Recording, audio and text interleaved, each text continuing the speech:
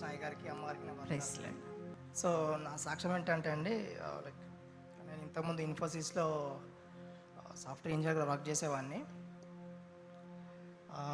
1 almost like 1 year 8 months ఇన్ఫోసిస్లో work చేసేవాడిని.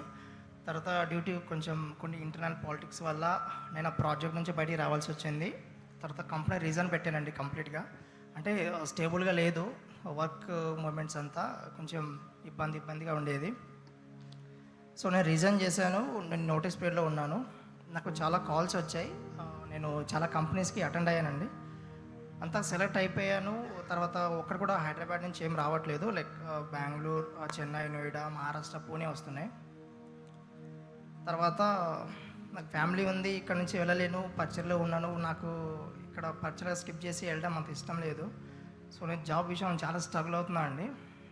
ఈ గ్యాప్లో May 24th రోజు అయ్యగారు వాక్యం చెప్పారు.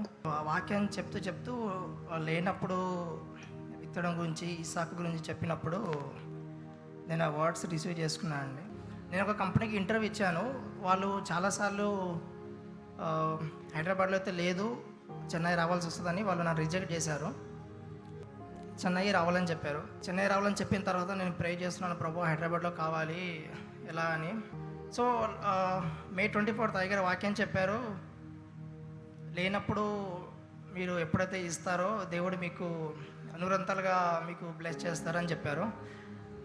బ్లెస్ కావాల్సిన వాళ్ళు 7 times హల్లెలూయా అని చెప్పమని చెప్పారు. నేనైతే more than 10 times చెప్పాను అయ్యగారండి మీరు చెప్పినప్పుడు. నేను ఆ వర్డ్ రిసీవ్ చేసుకున్నాను. నాకు నెక్స్ట్ మంత్కి ఈఎంఐస్కి లిటరలీ నా అకౌంట్ 0 అండి. నా అకౌంట్లో కొంత అమౌంటే ఉంది. అది ఓన్లీ నేను నా కార్ ఫ్యూయల్ కానీ పెట్టుకున్నాను.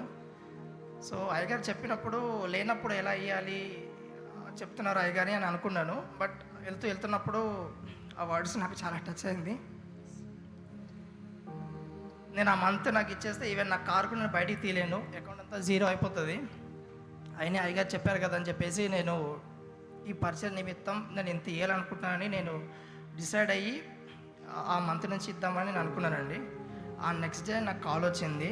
కాల్ వచ్చి సో కంపెనీ నువ్వు సెలెక్ట్ అయ్యావు అని చెప్పారు.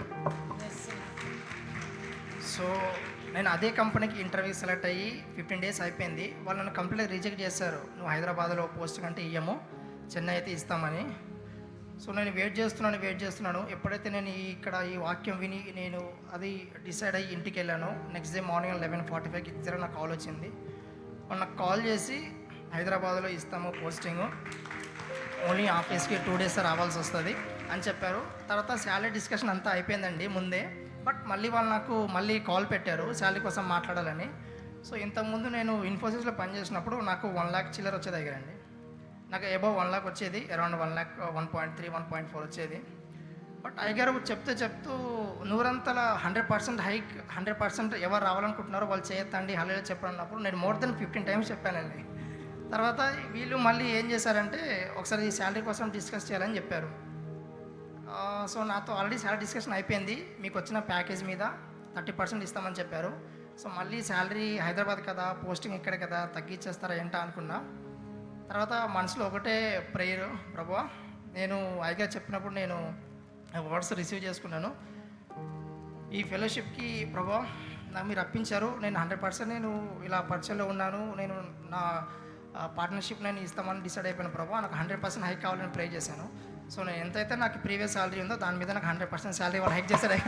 Literally thank you so much అయ్యారండి. మీరు ఆ మాట చెప్పడం నేను రిసీవ్ చేసుకోను. లిటరల్లీ నా దగ్గర 0 అయ్యారండి. మీరు ఆ వాక్యం చెప్పే వరకు ఓన్లీ నేను లిటరల్లీ ఏడుస్తూనే ఉన్నా. ఈవెన్ నా దగ్గర ఏం లేవు, ఈవెన్ పేరెంట్స్కి అడగలేను, నా వైఫ్కి నేను చెప్పలేను, నేను స్ట్రగుల్ అవుతూనే ఉన్నా. నాకు ఇంకా ఆఫర్ ఏం రావట్లేదు హైదరాబాద్లో. నేను చాలా స్ట్రగుల్ ఉన్న టైంలో ఆ వాక్యం విని ఈ పరిచర్యకి నేను ఇస్తానని నేను ఎప్పుడైతే వాగ్దానం చేసుకున్నానో ఆ నెక్స్ట్ డేనే నాకు కాల్ వచ్చి హైదరాబాద్లో జాబ్ వచ్చింది. నేను అనుకున్న శాలరీ కంటే నాకు 100% హైక్ వచ్చిందండి. Thank you so much. చూడండి ఎంత గొప్ప సాక్ష్యం అంటే, నిజంగా బాబు చెబుతున్నారు. మరి బాబు మన పరిచర్లో కీబోర్డ్ ప్లే చేస్తున్నారు. తనకు ఇచ్చిన తలాంతు దేవుని కొరకు మరి వాడుతున్నారు ఈ పరిచర్లో. మరి తన ఇన్ఫోసిస్ కంపెనీలో వారు జాబ్ చేస్తున్నారు ఆల్రెడీ.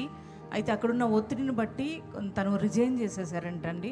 రిజైన్ చేశారు. మరి వేరే జాబ్స్కి తను మరి ఇంటర్వ్యూస్ కూడా అటెండ్ అయ్యారు. మరి ఇంటర్వ్యూస్కి వెళ్ళారు కానీ కాల్ లెటర్ ఎక్కడ కూడా రాక చాలా ఇబ్బంది పడుతున్న ఆ సమయంలో మరి ఏం చేయాలో అర్థం కాని పరిస్థితిలో మరి తన అకౌంట్ కూడా మరి ఏం బ్యాలెన్స్ కూడా లేని పరిస్థితి అంట. అటువంటి సమయంలో మే 24న మరి ఇక్కడికి ఆరాధనలో తను అటెండ్ అవ్వడం జరిగింది. ఆ రోజున దైవజనులు వాక్యం అందిస్తూ మరి ఇస్సాకును గూర్చి వర్తమానం అందిస్తున్నారు. మరి ఇస్సాకు మరి ఏమీ లేని పరిస్థితుల్లో, అంత ప్రతికూలమైన పరిస్థితుల్లో మరి గెరారులు విత్తనం వేశాడు, 100 ఫలం పొందుకున్నాడు అనే వర్తమానం మరి దైవజనులు మాట్లాడడం జరిగింది. మరి ఆ మాట తను రిసీవ్ చేసుకున్నారంటండి. మరి రిసీవ్ చేసుకొని తను ప్రార్థన చేసుకున్నారు. అంటే ఏమీ లేని స్థితిలో నువ్వు దేవుడికి ఇస్తే దేవుడు నీకు 100 ఇస్తారు అని మరి దైవజనులు చెప్పడం జరిగింది. ఆ కుమారుడు అనుకున్నాడంట, ఏమీ లేనప్పుడు ఎలా ఇస్తామో, అయినా కూడా ఆ మాటను తను రిసీవ్ చేసుకున్నారంట. ప్రభువా, మరి ఈ పరిచర్యకు నేను తన మరి అకౌంట్లో ఏమీ లేదంటే అమౌంట్, కానీ ఈ పరిచర్యకు నేను ఏ రీతిగానైనా నేను సపోర్ట్ చేయాలి అని తను తీర్మానం చేసుకున్నారంట. దైవజనులు చెప్పారు, ఎవరైతే మరి 100 ఫలం ఆశిస్తున్నారో వారు 7 టైమ్స్ హల్లెలూయా చెప్పండి అని అన్నప్పుడు తను ఇంకా విశ్వాసంతో 15 టైమ్స్ వారు హల్లెలూయా చెప్పడం జరిగింది. అంటే తను రిసీవ్ చేసుకున్నారన్నమాట. రిసీవ్ చేసుకుని వెళ్ళి, అయితే మరి తను ఎప్పుడైతే అలా వెళ్ళారో మరి అద్భుతమైన రీతిగా తనకు కాల్ రావడం జరిగింది ఆఫీస్ మరి కంపెనీ నుంచి. అయితే అంతకుముందు కూడా తనకు ఆ కంపెనీ నుంచి తను ఇంటర్వ్యూ చేసి వచ్చారు. అయితే వారు చెప్పారంటే ఏమనంటే, మీరు చెన్నై కానీ వేరే ప్లేస్లో కానీ మీరు జాబ్ చేయాల్సి ఉంటుంది అని చెప్పన్నారంట.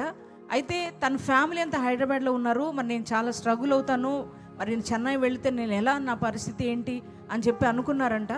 కానీ దేవుని యొక్క మహాకృప ఏంటంటే, ఎప్పుడైతే ఈ తీర్మానం చేసుకుని వెళ్ళారో మరి అప్పుడు వారు చెప్పారంట, మీరు హైదరాబాద్లోనే జాబ్ చేయొచ్చు అని చెప్పన్నారంటండి.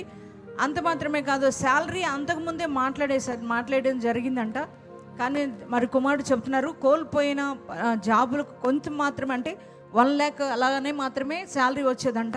కానీ ఇక్కడ ఎప్పుడైతే ఈ పరిచర్యకి నేను సహకరించాలని తీర్మానం చేసుకున్నారో మరి దేవుడు అద్భుతమైన రీతిగా మరి గొప్ప శాలరీ, తను ఊహించిన దానికంటే దేవుడు అద్భుతమైన శాలరీ తనకు ఇవ్వడం జరిగింది. మరి అంత గొప్ప కార్యం చేసిన దేవునికి గట్టిగా చప్పట్లు కూడా ప్రభుకు స్తోత్రం చెబుదాం.